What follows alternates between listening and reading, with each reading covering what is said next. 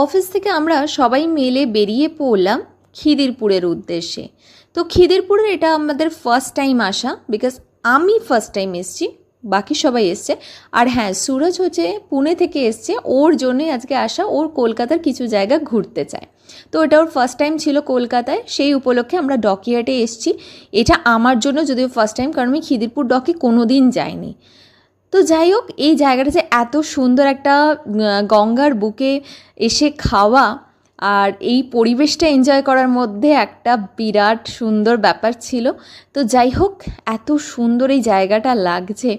তো শীতকালে তো মনে হয় আরও ভালো লাগবে, কারণ হচ্ছে কিনা এখন একটু গরম গরম হিউমিডিটি ছিল ওয়েদারে।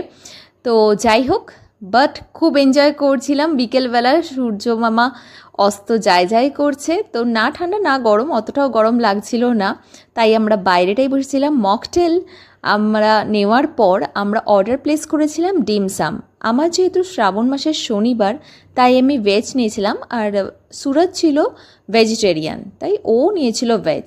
আর পাপড়িরা নিয়েছিল, পাপড়ি আসিফ রিজওয়ান, ওরা নিয়েছিল চিকেন ডিমসাম, ওদেরটাও নাকি খুব ভালো ছিল। এনিওয়েজ, এরপরে নিয়েছিলাম আমরা এক পিৎজা, সেটা ভেজই নিয়েছিলাম। খাবারের কোয়ালিটি খুব ভালো, তো ওভারঅল এক্সপিরিয়েন্স খুব ভালো। নিচেটা এসেছি তো পাপড়িকে বললাম চল একবার উপরটাও দেখে আসি।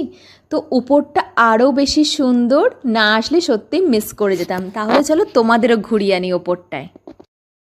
ভেতরটা দিয়ে ঢুকে এই সিঁড়িটা দিয়ে উপরে উঠে গেলাম। জাস্ট অসাম ভিউ, রুফটপের ভিউটা আরও অন্য রকম, নিচটা একরকম সুন্দর, উপরটা আর একরকম সুন্দর। এখান থেকে গঙ্গাটা দেখো, জাস্ট ওয়াও একটা লাগছে।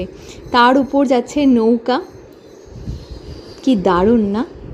তো সত্যি আমাদের কলকাতায় কত সুন্দর সুন্দর জায়গা আছে ভিজিট করার জন্য। তো আমি তো বলবো এখানে যদি না এসে থাকো, একবার এসো, আই হোপ তোমাদেরও খুব ভালো লাগবে। অ্যাম্বিয়েন্সটা এত সুন্দর, এত কাম অ্যান্ড কোয়াইট, গঙ্গার ধারে বসে খাওয়ার মজাটাই যেন আলাদা।